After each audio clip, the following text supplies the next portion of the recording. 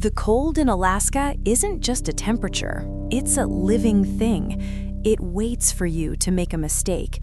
It waits for you to forget to zip your jacket all the way to your chin, to take off a glove to check your phone, or simply to slow your pace. It is patient. It knows that in the end, it will win. I stood by the panoramic window of the control tower in Fairbanks, pressing my palms against the icy glass. My fingers turned white, but I didn't pull them away. The pain was sobering. It drowned out the panic rising from my stomach in a hot, nauseating wave, reminding me of the humid heat of the Congo 2 years ago. "No chance, Dr. Harris." Colonel Miller's voice sounded like a verdict. He stood behind me, and I could hear the creaking of his leather shoulder holster. The room smelled of burnt coffee, old paper, and male sweat, the scent of people who had been waiting too long for bad news.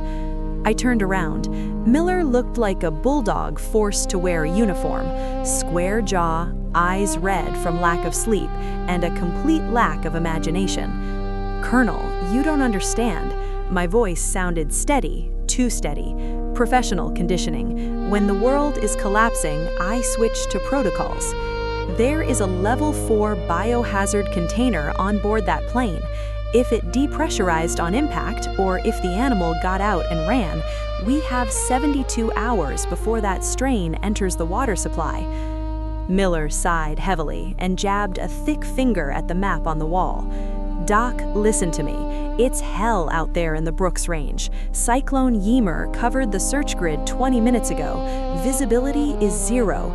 Winds are 40 meters per second. Helicopters can't fly. Snowmobiles will bog down in the powder within a mile.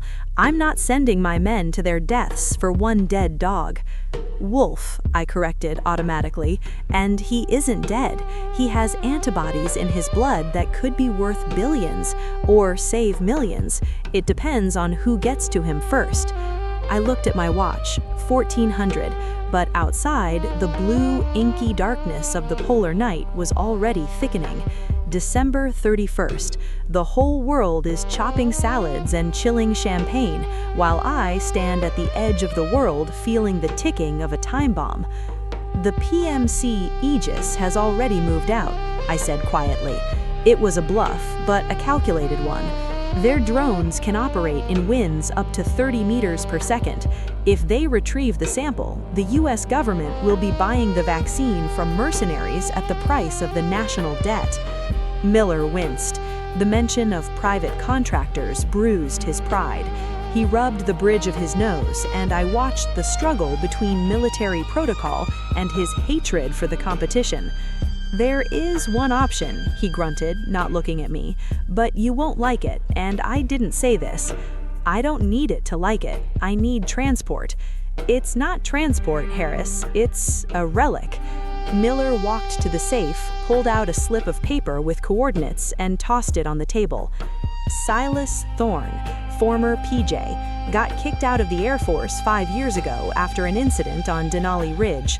Lives like a hermit 40 miles north on the edge of the reserve. Breeds huskies. They say his huskies are smarter than half my staff." I grabbed the paper. The name meant nothing to me, but the word former in these parts usually meant trouble. Why him? Because only a dog team can pass where machines fail, and because Thorne is the only lunatic who knows those passes better than the back of his hand. "But doctor, listen to me straight." Miller looked me straight in the eye for the first time, and something resembling sympathy flickered in his gaze. "Don't expect help from him. He hates people more than the cold. If he decides you're a burden, he'll leave you in a snowbank." "I don't have a choice." I zipped up my jacket. "Good luck, June. Try not to freeze." The rented Jeep roared, fighting its way through the snowdrifts. The headlights caught only a swirling vortex of white flakes, creating a hypnotic tunnel effect. The road had ended 10 miles back. Now I was driving along a track the GPS proudly designated as a local highway. The heater was blasting, but I was still shivering. It wasn't the cold outside, it was the cold inside. "Don't open the box, June. Don't open it." The memory punched me in the gut. Mikhail, my assistant, pressing his palm against the isolation glass, his eyes bloodshot and pleading. He begged me to let him out. I followed protocol. I watched him die and made entries in the log. I jerked the steering wheel, dodging a fallen spruce. The tires skidded, tires screeching, but the studs bit into the ice, straightening the course. "Get it together, Harris," I whispered to myself. "You're not here for redemption, you're here for a job." Ahead, in a break between the black fir trees, a light flickered. Silas Thorne's cabin didn't look like a human dwelling, but rather a pile of logs growing out of the ground, huge, squat, with a roof buried under 3 feet of snow. There was no fence around it, but I could feel the boundary. This was pack territory. I killed the engine. Silence fell instantly, heavy and dense, and then it was shattered by a howl. First one voice, low and raspy, then a choir joined in. Dogs, a lot of dogs. I checked the contents of my backpack. Satellite phone, useless in the storm, but a habit. First aid kit, flare gun, data folder. I exhaled, watching a cloud of steam rise, and opened the door. The wind slapped me in the face. The snow was hard, icy grit. I sunk up to my knees with barely a step. The light in the cabin window seemed infinitely far away. Making my way to the porch, I noticed the kennels. Dozens of yellow eyes tracked me from the darkness. They didn't bark like strays, they were assessing. One dog, a massive gray Malamute, walked up to the mesh and growled deeply. The vibration of that growl passed through the soles of my boots. I stepped onto the porch. The door was massive, cobbled together from rough planks. No bell button, no handle, just a leather loop. I knocked. The sound drowned in the howling wind. I knocked harder, with my fist. Nothing. I pushed the door. It wasn't locked. Inside, it was dark, smelling of smoke, resin, and raw meat. The only source of light was the fireplace, where huge logs were smoldering. Shadows danced on the walls, which were hung with snowshoes, coils of rope, and was that an antique harpoon? "I'm not buying Girl Scout cookies," a voice came from the corner. I flinched. The voice was low, rolling like a rockfall in a canyon. In an armchair, in the deepest shadow, sat a man. I could only see a silhouette, broad shoulders hunched under the weight of some thought, and the glint of glass in his hand. "I'm not a scout," I said, trying to keep my voice steady. I stepped into the circle of firelight, pulling down my hood. "I'm June Harris. I was told you could guide me to Dead Man's Pass." The man slowly leaned forward, and the flames illuminated his face. I expected an old man, but Silas Thorne was no more than 45. A thick beard streaked with gray hid half his face, but the eyes were terrifying. Pale blue, almost transparent. They looked at me not with interest, but with the weary irritation of a predator that had been woken.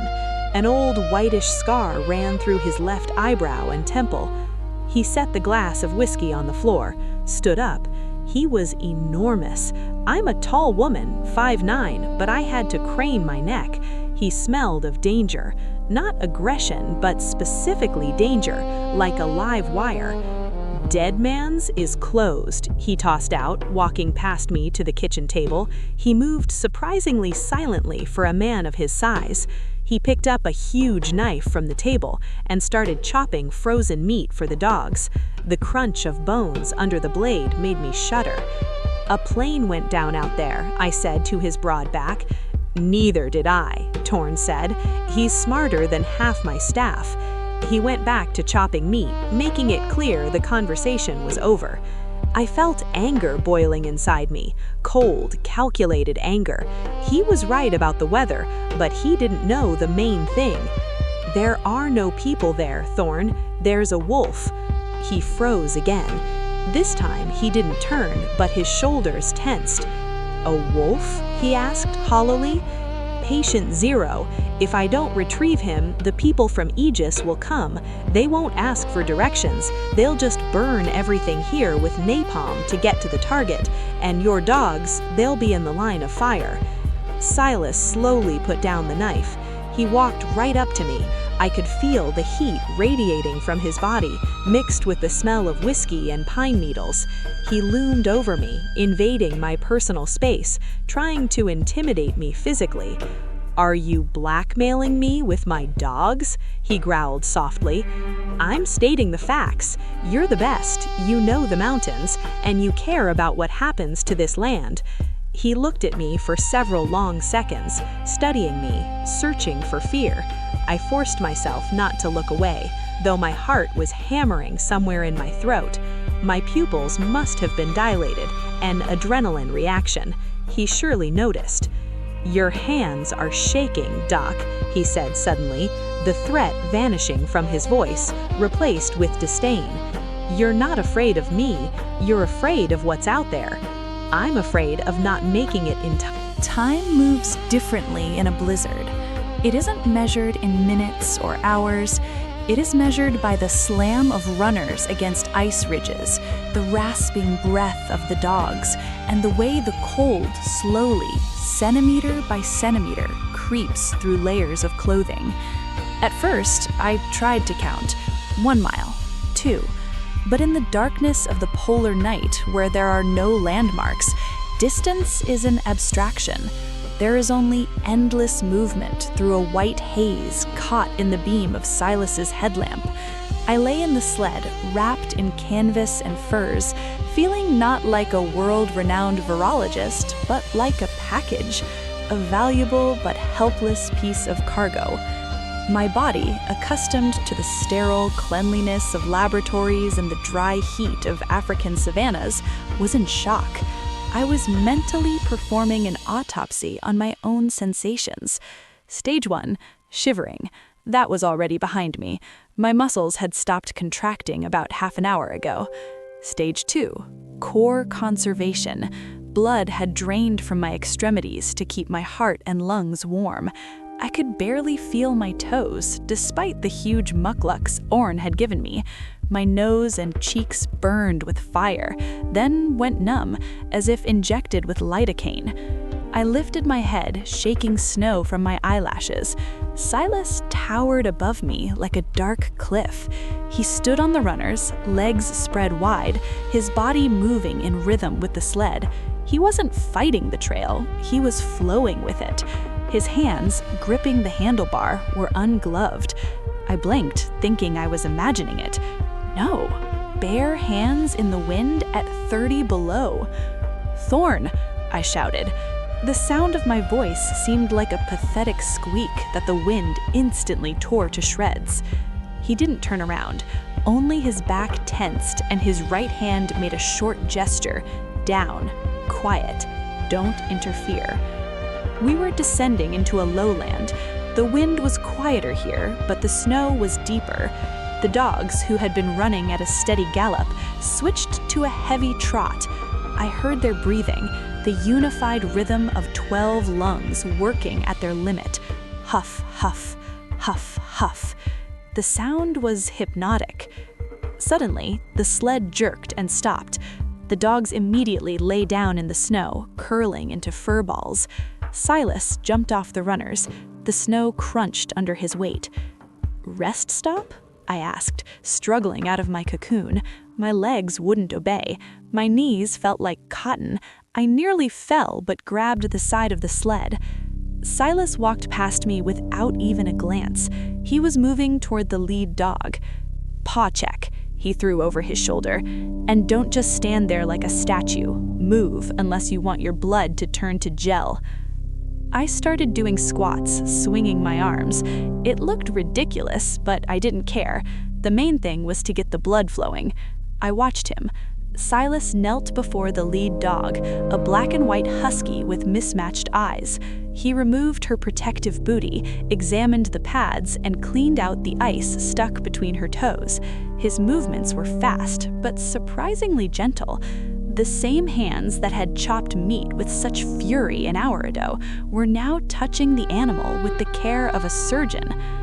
"That's Yuki," he said, without raising his head. He felt my gaze. "She's smarter than you, Harris. She knows when the ice is thin." And I know what late-stage hemorrhagic fever looks like, I snapped, walking closer. Everyone has their talents.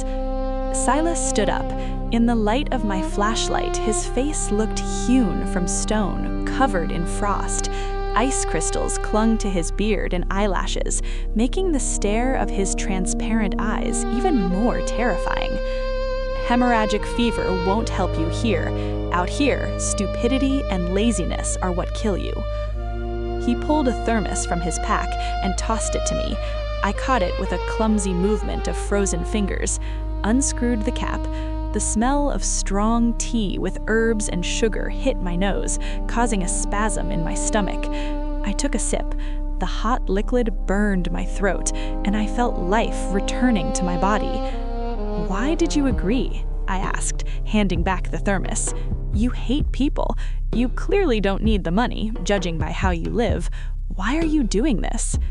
Silas took a long sip, looking over the rim of the cup into the darkness of the forest. "Because I know what Aegis is," he said quietly. His voice sounded hollow, as if he were talking to himself. "Those bastards don't know how to walk in the woods. They'll come on snowmobiles, scare the game, spill fuel, leave trash. And if they find your wolf, they'll start shooting. In my forest, nobody shoots without a reason." "So it's a territorial instinct? You're just marking your territory?" He slowly turned his head toward me. The corner of his mouth twitched. "Call it what you will, Doc, but if you think I'm doing this to save humanity from the sniffles, you're mistaken. The planet would be better off without a couple million two-legged parasites." There was no posturing in his words, only cold, calm certainty. It scared me more than his rudeness. I had seen sociopaths. I had worked in conflict zones. But Silas wasn't a sociopath. He was a man who deliberately amputated his empathy to survive, just like I had amputated my memory of that day in the Congo. "We're alike, Thorn," I said softly. He snorted, screwing the cap back on the thermos. "Don't flatter yourself. Into the sled. We're approaching the Snake River. It's going to get interesting." Interesting, in Silas Thorn's language, meant deadly. 20 minutes later, the forest parted. We came out into open space. The wind was the master here. It howled loud enough to pop my ears. Before me lay the wide white ribbon of the river, shackled in ice. But the ice was uneven. Pressure ridges, piles of ice slabs, jutted out like dragon's teeth. Silas stopped the team on the bank. He stared into the darkness for a long time, lighting the way with a powerful spotlight. "Overflow!" he shouted over the wind. "Water has come up over the ice, under the snow. If the sled breaks through into the slush, we're stuck. Wet feet in this wind means amputation in 2 hours." "So what do we do?" I shouted back. "You walk in front of the sled. Probe the path." I froze. "Me? But you're the guide." "I have to control the dogs. If the sled tips over, I need to be on the brake. You are going to be my eyes." He shoved a heavy ski pole in my hands. "Go, poke in front of you. If the pole goes in easy, that's water. If it hits hard, ice. Go right, wave your right hand. Left, left. If you fall, don't scream. Get up and keep moving. The dogs won't stop." It was madness. He was sending me into a minefield. But in his gaze, I read a challenge. You wanted an expedition. Here it is. I stepped on the ice. The wind slammed into my chest, trying to knock me over. I leaned forward, driving the pole into the snow. Thud. Solid. Step. Thud. Solid. Step. I walked, feeling like a sapper. Behind me, I heard the heavy breathing of the dogs and the creak of the runners. Silas drove the team directly in my tracks. The responsibility weighed heavier on my shoulders than my backpack. One wrong decision, and we would all go under into the freezing slush. We were past the middle of the river when it happened. I struck with the pole. The snow beneath it gave way softly, without a sound. Water. I sharply threw up my left hand, signaling to go around. But the wind played a cruel joke. A gust of snow slammed into my face, blinding me for a second. I stumbled, took a step to the side to keep my balance, and the ice under my right foot simply vanished. I didn't have time to scream. I fell waist deep into the icy mess, a mixture of snow and water. The cold was so sharp it stole my breath, like thousands of needles piercing my skin through my pants all at once. "Stop!" Silas roared right by my ear. But inertia was unrelenting. The dogs, seeing me fall, jerked to the side. The sled skidded. The heavy, loaded side of the sled slammed into my shoulder, pressing me further into the icy sludge. I felt water pouring into my boot. Panic flared instantly. Hypothermia, cardiac arrest, drowning. "Stay down," Silas's voice thundered right by my ear. I felt a strong hand grab the scruff of my parka. The jerk was so forceful, the fabric tore. He yanked me out of the hole like a kitten and threw me onto the solid ice. I rolled in the snow, gasping for air. My right leg was wet and heavy. A crust of ice was already starting to form on my pant leg. Damn it. Silas let go of the sled, it was jammed in the ridge and wasn't going anywhere, and scooped me up in his arms. Easily, as if I weighed nothing, he dragged me to the bank where willow bushes loomed dark. "Fast, take everything off the foot," he ordered, throwing me onto the snow under the protection of the bushes. "What? No!" I tried to crawl away. Getting undressed in this cold seemed like suicide. "Harris, don't be an idiot." He dropped to his knees beside me and started ripping my wet mucklock off me. "Fast, Racing a drone isn't like a chase in the movies. There are no explosions or screeching tires. There is only a silent mathematical calculation: closing speed versus the speed of our team. And that calculation was not in our favor. The red eye in the sky grew larger. It didn't blink, it watched. "Does he see us?" I shouted over the whistling of the runners. "Not yet," Silas barked without turning around. He threw his whole weight onto the handlebar, forcing the sled into turns so sharp that centrifugal force pinned me against the side.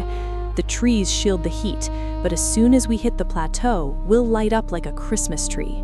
We were tearing through a narrow ravine wedged between cliffs. The fir trees stood like a wall here, their boughs heavy with snow, whipping me in the face. But I didn't shield myself. I was looking up. The drone was descending. I could hear it now, a high-pitched, nasty whine, like a dentist's drill, piercing even through the howling wind. It was the sound of an alien, sterile world invading the wild primitivity of Alaska. "Right," Silas commanded. The dogs obeyed instantly. We veered off the trail straight into the windfall. The sled jumped over a stump hidden beneath the snow. My hip slammed against the frame, pain shooting down my leg to my heel, but adrenaline drowned it out. "Where are we going? That's a dead end." I saw only a sheer cliff ahead. "That's Ice Throat," he threw back. "A cave, the only place we can hide our heat signature." We flew under the stone overhang at full speed. Silas slammed on the brake, a serrated metal claw biting into the snow. The sled drifted, and we came to a halt in a cloud of snow dust just a meter from the stone wall. "Quiet," he whispered. "Lights out." We killed our headlamps simultaneously. The darkness became absolute, so thick you could cut it with a knife. "The dogs," I whispered. "They're breathing."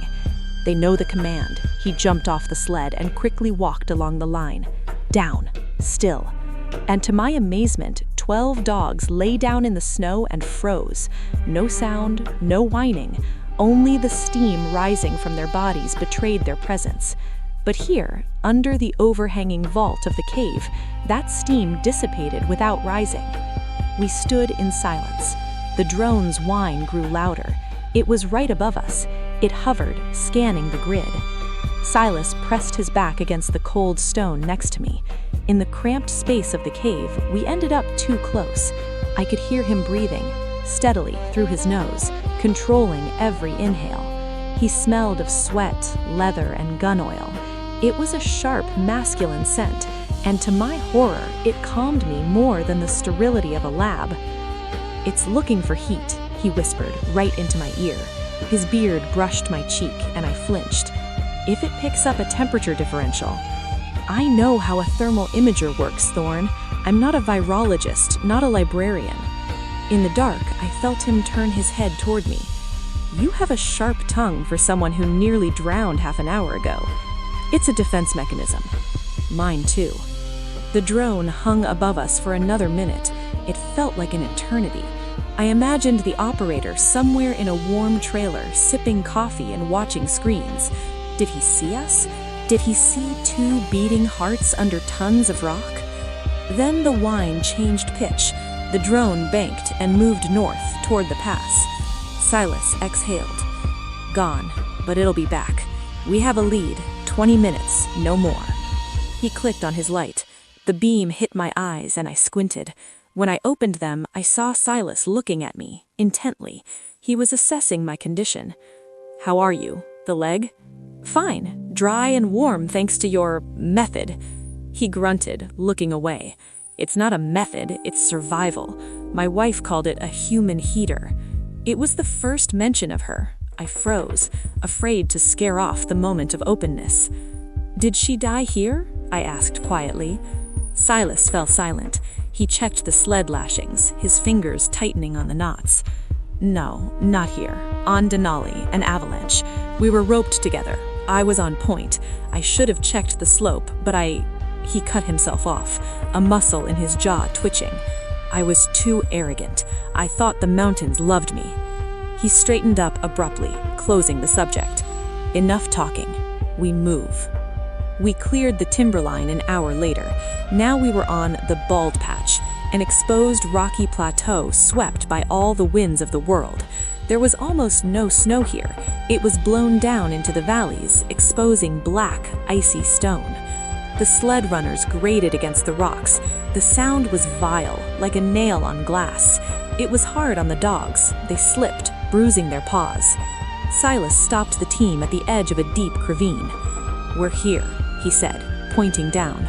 "On foot from here. The dogs won't make it down there." I walked to the edge and looked down. Below, in the gorge, lay what was left of the plane. It didn't look like a movie crash. The fuselage hadn't exploded. The twin-engined Cessna looked as if it snapped its wings against the cliffs and tumbled into a deep snow pocket. It lay on its side, half buried in snow. The tail section had been torn off and stuck out about 50 meters up the slope. But the scariest part wasn't the wreckage. The scariest part was the silence. No smoke, no fire, only dead metal and snow. "See the tracks?" Silas asked, taking out his binoculars. I followed his gaze. The snow around the plane was trampled. "Survivors?" I asked hopefully. "No, too many tracks, and they are chaotic." He handed me the binoculars. I adjusted the focus. My heart skipped a beat. The tracks weren't human. They were paws, huge, wide prints. A wolf pack. "They came for the smell," Silas said dispassionately. "There was food on the plane. Or the pilot," I finished for him. I felt nauseated. "Your patient zero was in a cage?" "In a titanium container. It can withstand a drop from 3,000 meters. Then he's still there, or the pack tried to get to him." "We need to go down," I handed the binoculars back. "Right now." "Wait," Silas grabbed my arm. "Look to the right, on the ridge." I looked. There, against the backdrop of the starry sky, stood 3 silhouettes. Not wolves, people. They were far, but I saw the beams of their flashlights sweeping the gorge. "Aegis," I whispered. "They found a shortcut. They're rappelling down the other side." Silas checked the bolt of the carbine hanging on his back. The metallic click sounded frighteningly loud. "We have a problem, Harris. We're closer to the plane, but they're better armed. If we go down now, we'll be exposed. They'll pick us off like partridges." "We can't wait. If they take the container..." "If they take the container, we intercept them on the way back." "No!" I spun toward him, grabbing the lapels of his parka. You don't understand. You don't understand. If they open the container incorrectly, if they compromise the seal, the virus is airborne. These people will get infected. Then they go back to base, then to the city. It will be the end. We have to be first. Silas looked down at me. The stars and cold resolve were reflected in his eyes. You're asking me to get into a firefight with a PMC for a hypothetical epidemic. I'm asking you to save the world, damn it, and yes, I'll pay you triple rate. He grinned, a crooked, mean grin. A dead man doesn't need a triple rate. But he looked at the gorge, calculating the trajectory. There is one way, an old snowshoot. We can slide straight down to the cockpit. It's fast, but if we mess up, we break our necks. I'm ready. You're ready? He looked at me doubtfully. Fine, listen to me carefully. We leave the dogs here. They will wait. If I'm not back in 3 hours, Bess will chew through the traces and lead the pack home. He leaned down to the lead dog, whispered something in his ear. The dog licked his nose. Then Silas turned to me. Weapon? Flare gun. Better than nothing. Stay behind me. Move only when I move. And for God's sake, Harris, if the shooting starts, don't get in the line of fire with your test tubes. We started the descent. The slope was steep, 45 degrees. We slid down the scree, using rocks for cover. My thighs burned from the strain. Below, in the gorge, the beams of the mercenaries' lights were getting closer to the plane. They were about 200 meters out. We were closer, maybe 50 meters, but vertically. We reached the fuselage first. The metal was torn, wires sticking out like guts. The smell of aviation fuel was unbearable. It made my head spin. Silas gestured to the shattered cockpit window. Inside, fast. I pulled myself up and climbed into my cabin. Chaos reigned inside. Overturned seats, scattered belongings. The cold here was the same as outside, but mixed with the smell of death. The pilot's body was there, or rather what was left of it. I forced myself not to look. Professionalism, June. Switch on professionalism. The container should be in the cargo hold, in the tail, I whispered. We made our way through piles of luggage to the tail section. The bulkhead was crumpled, but the door to the hold was ajar. Silas shined his light inside. I gasped. The container cage was there, massive, titanium with biohazard markings. But the cage door was wide open. The metal hadn't been sawed. It had been bent from the inside. He escaped, I exhaled. 10 seconds! The voice from the bullhorn sounded distorted, metallic, cutting through the wind's howl. Inside the fuselage, time coiled into a tight spring. I looked at the wolf. The wolf looked at me. His yellow eyes burned in the gloom, pupils constricted, a sign of aggression or pain. He stood in the corner, ears flattened, ready to lunge.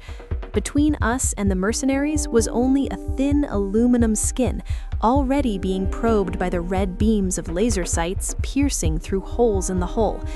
"He's our ticket out," Silas whispered. He wasn't looking at the door. He was rummaging through his backpack, his movements economical and frighteningly fast. "You want to set him on people?" I was horrified, but it was a rational horror. If they shoot him, we lose the strain. If he bites someone, an outbreak starts right here. "Harris, switch off the humanist, switch on the biologist." Silas straightened up, holding a flare gun in one hand and a heavy fire axe taken from the cabin wall in the other. "That beast right now is the most dangerous predator within 100 miles. And outside, there's a dozen guys afraid of the dark. We're going to give them exactly what they're afraid of." He nodded at the rear cargo ramp. It was open only about 1.5 feet, jammed with snow and ice. "Here's the plan. I knock out the wedge. The ramp drops. You fire the flare gun into the sky to blind their night vision. The wolf will go for the exit. It's his instinct to run from a trap. While they're dealing with the ghost, we scramble into the dead zone under the wing. What if the wolf attacks us?" Silas looked at the beast. Ghost let out a low, guttural sound, baring fangs dripping with thick saliva. "He won't. We smell like fear and gasoline. Those guys outside smell like aggression and electronics. Animals hate that scent. 5 seconds, barked the bullhorn. Fire for effect in 3, 2... Do it! Silas roared. He swung the axe, striking the hydraulic piston holding the ramp with the blunt end. A deafening metallic screech tore the air. The ramp crashed down, kicking up a cloud of snow. In the same second, I raised the flare gun and pulled the trigger. A red phosphorus star hissed out of the barrel. It didn't fly high. It hit the upper edge of the opening, ricocheted, and exploded in a blinding crimson light right under the mercenaries' noses. The effect was instantaneous. Night vision goggles go haywire from such a flash, blinding the operator. Screams and chaotic gunfire erupted outside. Ghost didn't wait. Blinded, terrified by the thunder and the smell of burning magnesium, he darted for the only open exit. I felt a ball of muscle and fury streak past me. He flew out like a gray projectile. Silas grabbed me by the scruff of my parka. Move! We jumped out of the plane right behind the wolf, but immediately banked sharp left under the protection of the mangled wing. The snow was deep, waist high. We wallowed in it like flies in syrup. Chaos reigned around us. The red light of the flare bathed everything in a sinister, hellish glow. Shadows darted across the ravine. I heard shouts, "Contact! Beast! Shoot! Don't let it turn! Ah! He bit through the Kevlar!" The wolf wasn't running, he was attacking. I glanced back for a second and saw a surreal scene. The massive beast had knocked down a fighter in white camouflage and was shaking him like a rag doll. The other mercenaries were afraid to shoot, terrified of hitting their own man. "Don't look! Move!" Silas shoved me in the back. We crawled under the cover of the fuselage toward the steep slope of a gully. My lungs burned, every breath scorched with cold. The ringing in my ears drowned out the sounds of battle. Suddenly, right in front of us, the snow erupted in little fountains. Thwip, thwip, thwip. The sound of suppressed bullets hitting a snowbank. "We're spotted!" Silas shouted. He spun around, raising his carbine. Bang! Bang! The sound of his shots was loud and rolling, nothing like the polite rustle of the mercenaries' weapons. "Down! Into the chute!" he commanded. Ahead was an ice chute, a natural drainage channel plunging sharply down into the darkness of the valley. It was a suicide slide. "We'll crash!" I wheezed. "Or catch a bullet in the back, your choice, Doc." Silas didn't wait. He sat on the edge of the chute, pulled me onto his lap, wrapped one arm around me, pressing my head to his chest. "Tuck in!" And we plummeted. The world turned into a spinning kaleidoscope of pain and speed. We raced down the ice chute like bobsledders without a sled. I was slammed against icy walls, snow jammed into my mouth, nose, and eyes. Silas was my shield. I felt his body taking the hits against protrusions and rocks. He only growled dully with each collision, but his grip never loosened. His hand held the back of my head, keeping it from whipping around. The fall lasted an eternity, though in reality it was about 20 seconds. We flew out of the chute into a massive drift of powder. The impact was soft, but momentum dragged us another 30 feet, tumbling. We came to a stop, a tangle of limbs, snowshoes, and straps. Silence. Only my heart hammered in my ears like a jackhammer, and somewhere far above, the echoes of gunfire could still be heard. I lay on my back, staring at the black sky where indifferent stars peeked through the clouds. I was alive, nothing broken. "Thorn," I called out in a whisper. The snowdrift next to me shifted. Silas sat up, spitting out snow. He pulled off his hat, running a hand through his hair. There was an abrasion on his forehead, trickling dark blood. "Alive," he croaked. "You? Intact?"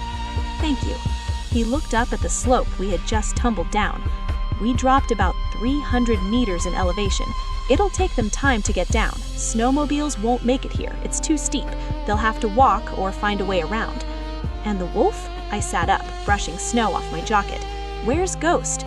Silas pulled a small device, looking like an old pager, from his pocket. The screen glowed a dim green. "I managed to scan his collar frequency while we were in the plane," he said with a shadow of smugness. "He's up top, heading east, along the ridge, moving fast. Looks like the mercenaries didn't get him. We need to go after him. We need to get to the dogs, Silas darkened. The team is still on the plateau. We're down in the gorge. To get back to the sled, we have to climb back up, but the Vector people are waiting for us there. I realized the situation. We were on foot, in deep snow, at night, without supplies. Everything was in the sled, with minimal weapons, and between us and our only transport was an armed cleanup crew. We're cut off, I stated. Worse, Silas stood up, grimacing. He held his right side, checking his ribs. We've become game. Aegis knows the wolf is gone. They'll split up.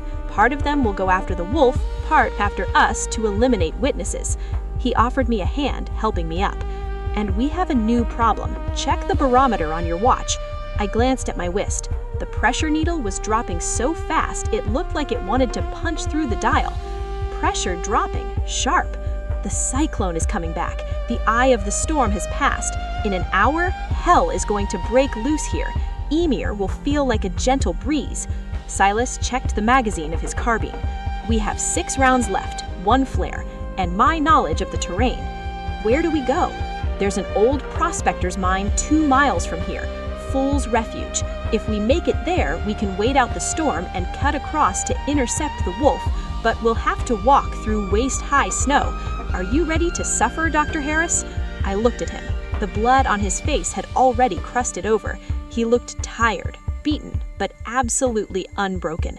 And in that moment, I realized I was ready to follow him into the underworld, not because he was a guide, but because he was the only real thing in this entire madness. Lead the way, I said. And Thorn, what? Are your ribs okay? He grinned crookedly, pressing his hand to his side. Only my pride is hurt. It's not every day you have to flee your own party through a window. The trek to the mine became a test of will. Without snowshoes, we lost them in the fall. Every step was a battle. Snow in Alaska isn't soft cotton, it's a layer cake, a crust on top that holds your weight for a second, then breaks and you plunge into icy grit.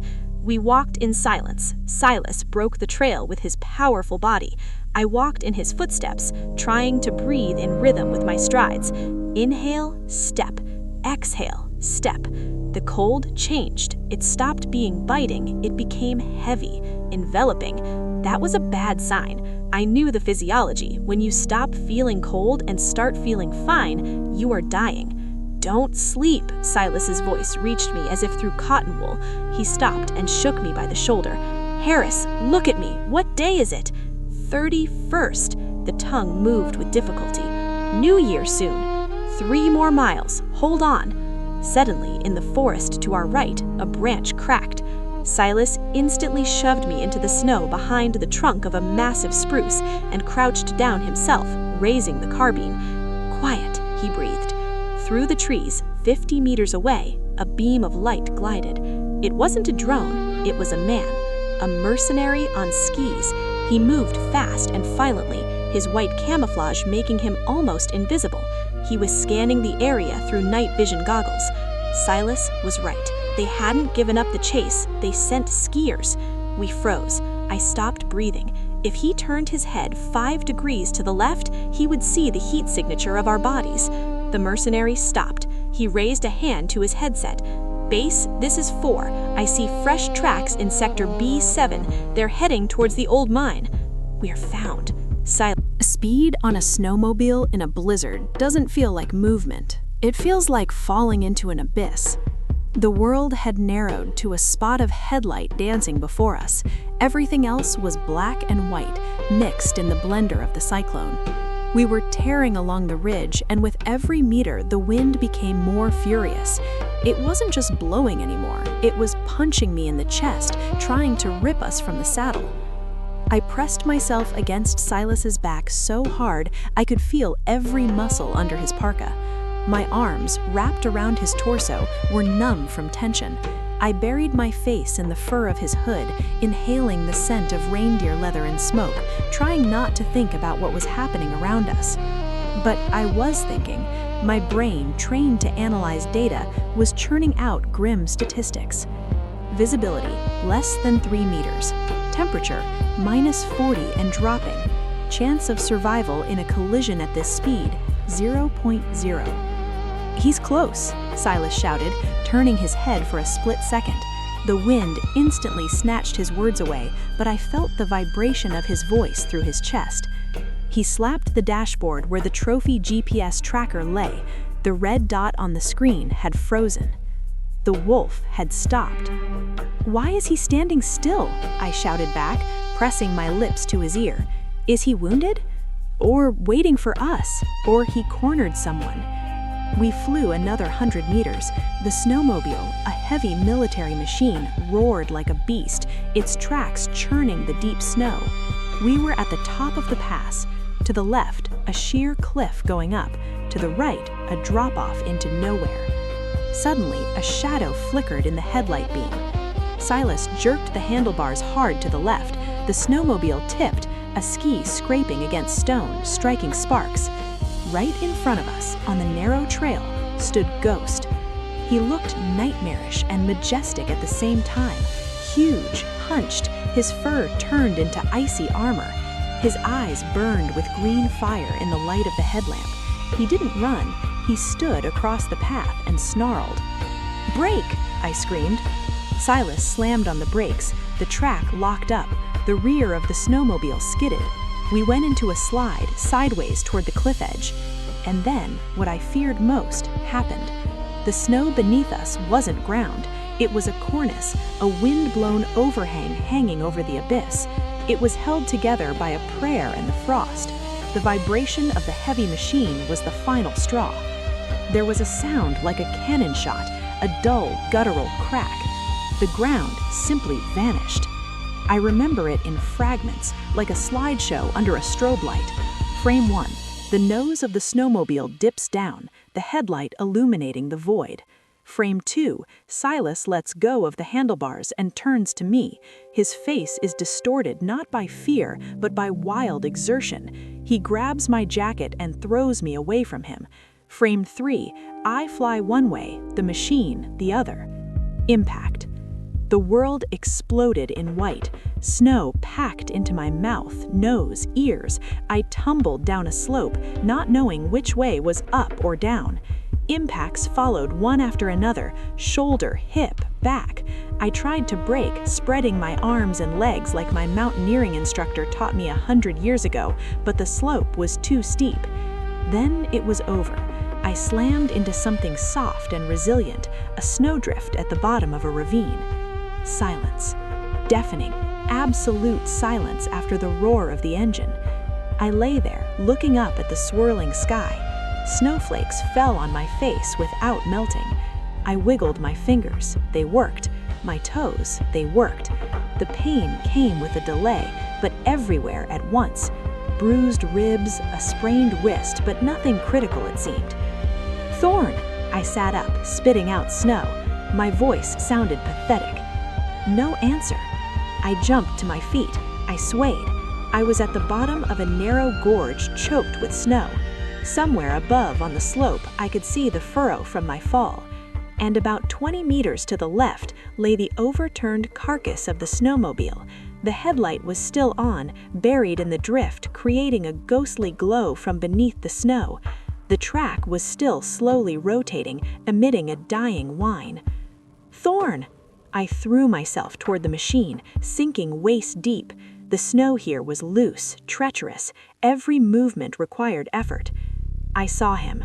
He was lying next to the machine. He'd been thrown clear, but not far enough. The snowmobile had clipped him as it fell. His left leg was unnaturally twisted and pinned by the heavy frame of the sled.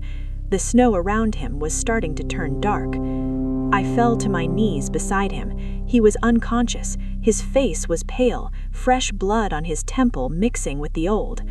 "No, no," I shook him by the shoulders. "Thorn, open your eyes. Don't you dare die on me. Do you hear? I won't pay you if you croak." He didn't react.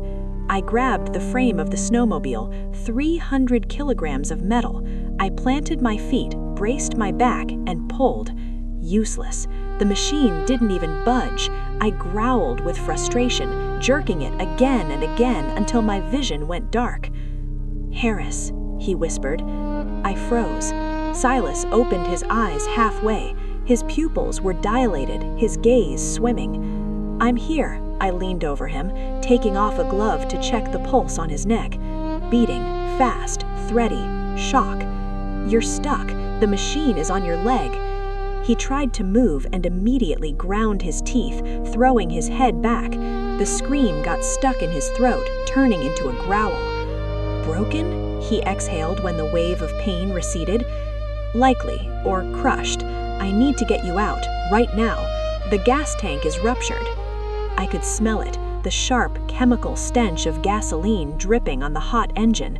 One spark would be enough to turn this gorge into a crematorium. "You won't lift it," Silas whispered. "Go." "Shut up." I looked around feverishly. "I'm a biologist. I know levers." I saw a shard of rock sticking out of the snow nearby, and the snowmobile ski that had snapped off on impact. The ski was made of composite plastic and metal, strong, long. I grabbed the ski, wedged it under the snowmobile frame, using the rock as a fulcrum, a primitive Archimedes lever. "Listen to me," I looked Silas in the eye. "On the count of 3, I'm going to throw my whole weight on this. The frame will lift about 10 centimeters. You have to yank your leg out. Can you do it?" He nodded, gathering his will into a fist. Sweat was pouring down his face despite the frost. 1, 2, 3. I hung on the end of the ski with all my weight. The metal creaked, the snowmobile shuddered and reluctantly crawled upward. My muscles burned, my spine cracked. "Go!" I screamed. Silas screamed. It was a terrible scream, animalistic. He jerked, dragging his mangled leg behind him. I felt the lever slipping. "Faster!" He rolled out from under the machine. In the same second, the fulcrum stone cracked, and the snowmobile crashed back down, kicking up a fountain of snow. If he had hesitated for even a second, his leg would have been turned into ground meat. We lay on the snow, breathing heavily. Gasoline continued to drip. "We need to move," I whispered. "It's going to blow." I grabbed him under the arms. He was heavy as a dead bear, but he helped me, pushing off with his good leg. We crawled about 15 meters away, behind a rock outcrop. Boom. There wasn't a massive explosion, just a whoomph, and a column of greasy orange flame shot up to the sky, illuminating the gorge. The heat hit my face, pleasant and terrifying at the same time. We sat against the rock, watching the bonfire of our last hope. Silas tipped his head back against the stone. He was shivering. Violent tremors shook his body. "The leg," he whispered. I took out the knife, the same one, his knife, and cut open the pant leg of his thermal trousers. The sight was not for the faint of heart. The shin was swollen, the skin turned blue, but there was no open fracture. The bone was likely cracked, but the soft tissues had suffered more. Crush syndrome. "No fracture," I lied to calm him. "Bad bruise and hematoma, but you won't be able to walk." "I have to." He tried to lift himself, but immediately went pale and slid back down. "We can't stay here. The storm." He was right. The fire from the snowmobile would die out soon, and then the cold would return, and with it, the darkness. I stood up. "Get up, Thorn. Lean on me. I'll be your crutch." "I'll crush you, June." "You saved me from the river. I pulled you from under the snowmobile. We're even. Now shut up and get up." Those half-mile became my personal hell. We walked, maybe an hour or 2. I didn't know. Silas hung on me, his arm around my neck. I held him by the waist. We took 3 steps, stopped, breathed, took 3 more. The wind roared so loud I couldn't hear my own thoughts. Snow plastered my eyes. I walked on autopilot, turning into a machine for moving feet. 1 more step, just 1. Don't fall. Silas passed out twice. I had to slap his cheeks to bring him back. "Don't you dare black out," I screamed into his face. "Tell me something. Talk to me." "About what?" His speech was slurring. "About the dogs. Tell me about Yuki. Why does she have different eyes?" "Heterochromia," he muttered, dragging his... The mine smelled of time. Stagnant air, saturated with coal dust and rotting wood, felt thick as syrup, but cutting through that smell was another one, the sharp, musky scent of wet fur and blood. Ghost stood in the center of my flashlight beam. He wasn't growling, he wasn't baring his teeth. He was breathing heavily, his flanks heaving, but there was no threat in his posture. There was expectation. "Don't make sudden movements," Silas whispered behind my back. I heard him tighten his grip on the knife handle. The click of the rifle's safety sounded like thunder in the silence. "Put the weapon away," I said quietly, not taking my eyes off the wolf. They weren't just yellow. Up close, I saw that the iris was flecked with gold and green veins that seemed to pulse. His pupils were dilated, but they tracked my every breath. It was the gaze of a creature whose intelligence operated on a frequency inaccessible to a normal beast. "He could rip your throat out in a second, June." "If he wanted to, we'd be dead already. He didn't come for food." I slowly lowered the rifle to the floor, took off my glove. My hand was shaking, but I forced myself to extend it forward, palm up, a gesture of submission and greeting. The wolf took a step. Another. He was enormous. At the withers, he reached my hip. His hide was covered in a crust of ice and dried blood, but beneath the filth, I saw powerful muscles rippling like steel cables. He came right up to me. I felt the heat radiating from his body. He sniffed my palm. His nose was wet and cold. Then he lifted his head and looked me straight in the eye. In that moment, the world shifted. I, a scientist used to microscopes and test tubes, felt something mystical, a connection. He recognized me, or rather he read me, my scent, my hormone levels, my fear, and my resolve. Ghost snorted quietly and nudged his head against my knee. "Unbelievable," Silas exhaled. I carefully touched the collar. The metal was warm from the beast's body. The small screen was still glowing. I squinted, deciphering the scrolling text. Project Lazarus, Subject 01, Stable, Regeneration 400%. Lazarus, I whispered. My God, they weren't looking for a killer virus. What are you talking about? Silas tried to crawl closer, grimacing from the pain in his leg. I turned the collar to see the side panel. There was a biometric scanner. Look at his wounds, Thorn. I parted the matted fur on the wolf's flank. There was a deep gash, a trace from a bullet or a sharp piece of metal from the crash.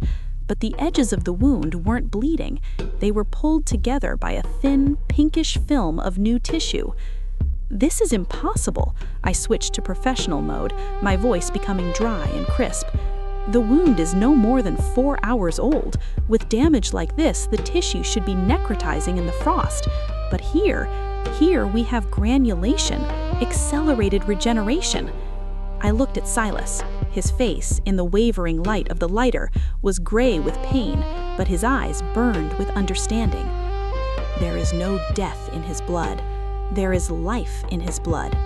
Immortality, or something very close to it. This virus is a symbiote. It rebuilds the host cells, forcing them to repair at a frantic speed. That's why Aegis is here.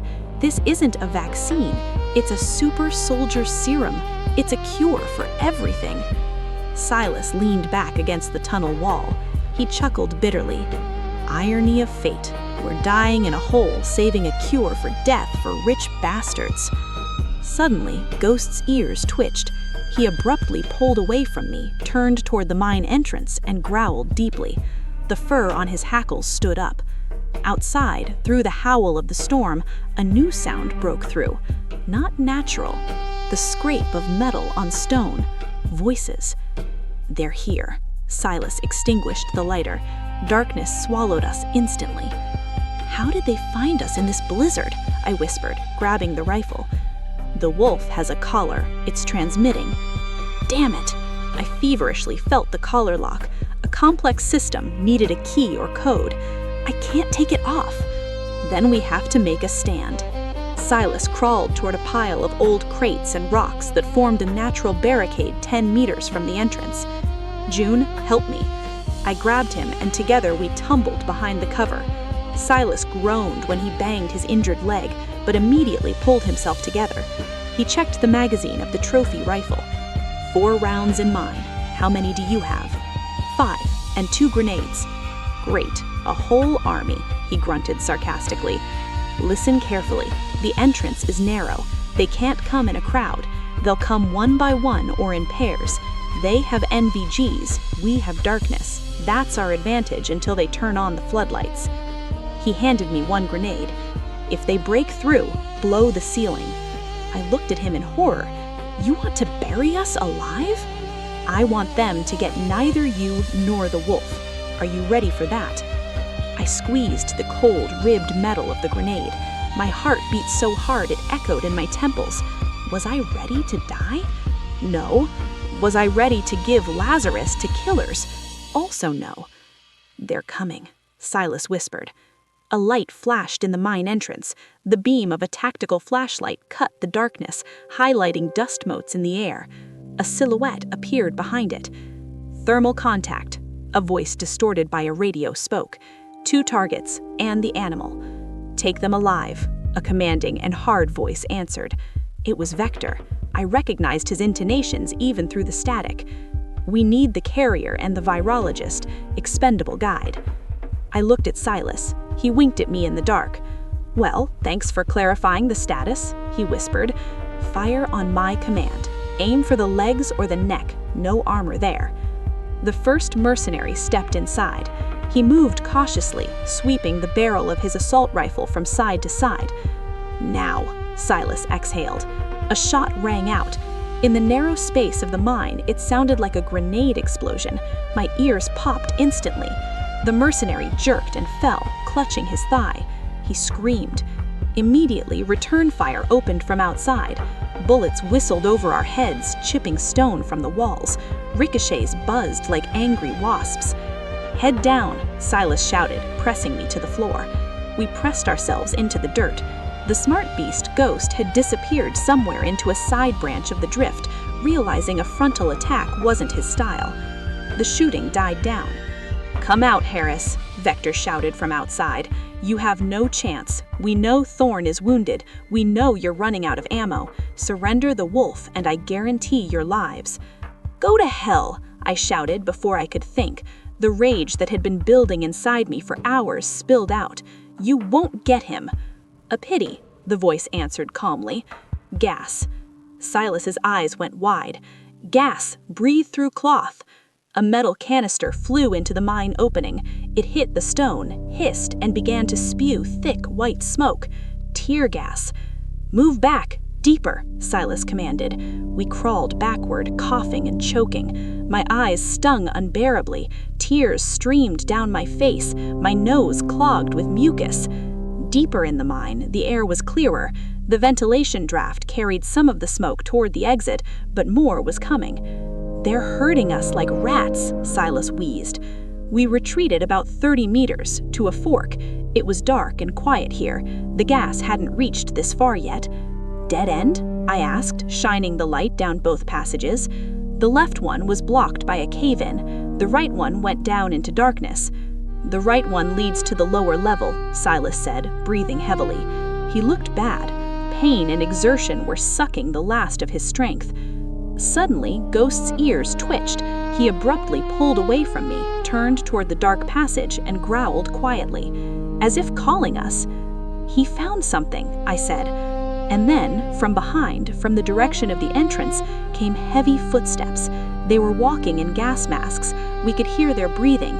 Her, psh, her, psh. Darth Vader's coming for our souls. Go, Silas pushed me toward the right tunnel. Follow the wolf. And you? I'll hold them off. Narrow passage, I can drop a couple of them. It'll give you time. He turned, settling himself more comfortably behind a rock, aiming the rifle at the cloud of smoke. No, I grabbed his jacket and yanked so hard he nearly fell. I said we leave together. June, use your brain. I'm dead weight. With this leg, I won't make it. The wolf has regeneration, I blurted, and the thought struck me like a lightning bolt. In his saliva, in his blood, active virus. Silas looked at me like I was insane. You want to give me a blood transfusion from a wolf in a dirty mine? No, I want to use the serum. I ripped off my backpack. Inside, in a hard case, lay empty syringes and a sampling kit. I have anticoagulant and a stabilizer. I can draw Ghost's blood, mix it with saline, and inject you right into the injured site. That's madness, he whispered. What if I turn into a werewolf or die from anaphylactic shock? You'll die anyway if you stay here. The footsteps were getting closer. Flashlight beams cut through the smoke. We have 1 minute, Thorn. Decide. He looked at the wolf. Ghost stood nearby, watching intently. Then the beast walked up to Silas and licked his hand. Do it, he exhaled. Can't get any worse. I worked with frightening speed. The light at the end of the tunnel wasn't a metaphor. It was the blinding, eye-searing radiance of the first morning of the new year. We emerged from the ventilation shaft like we were being born again, dirty, bloodied, gasping for air. I collapsed onto the snow, greedily swallowing the icy air. It tasted sweet after the suffocating fumes of the mine. The storm was gone. The sky over Alaska was piercingly blue, almost violet. The sun, lazy and pale, hung over the horizon, flooding the world with cold gold. The silence was so ringing, it felt like someone had muted the entire world. Get up. Silas's voice was raspy, but there was a new strength in it. I lifted my head. He was standing over me, leaning on the rifle. He wasn't falling. He wasn't wincing. He was standing on the very leg that an hour ago had been a swollen purple cushion. How does it feel? I asked, standing up and brushing snow from my knees. Silas looked at his leg, then at me. In his eyes, those same icy eyes, strange golden sparks now danced, just like the wolf's. Hunger, he said. I feel a wild hunger. And heat, like boiling water flowing under my skin. He took a step, then jumped in place, not a shadow of pain. Ghost sat nearby, watching him with philosophical calm.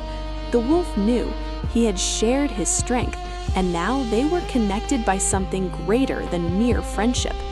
We're on the north slope. Silas scanned the area, instantly switching to tactical mode. 3 miles to the reserve boundary. If we make it to the tree line, no one will find us. And Vector? I glanced back at the rock face hiding the mine entrance. Vector is stuck under the collapse. It'll take him an hour to clear the way or find a way around. We bought some time. But Alaska doesn't forgive optimists. Barely had Silas finished speaking when the air was torn by a characteristic chopping sound. I looked up. From behind the mountain ridge, gleaming black lacquer in the sun, a helicopter emerged. Not a rescue chopper, a combat little bird with the Aegis logo on the side. Get down, Silas knocked me off my feet, covering me with his body. The helicopter swept low, kicking up a vortex of snow.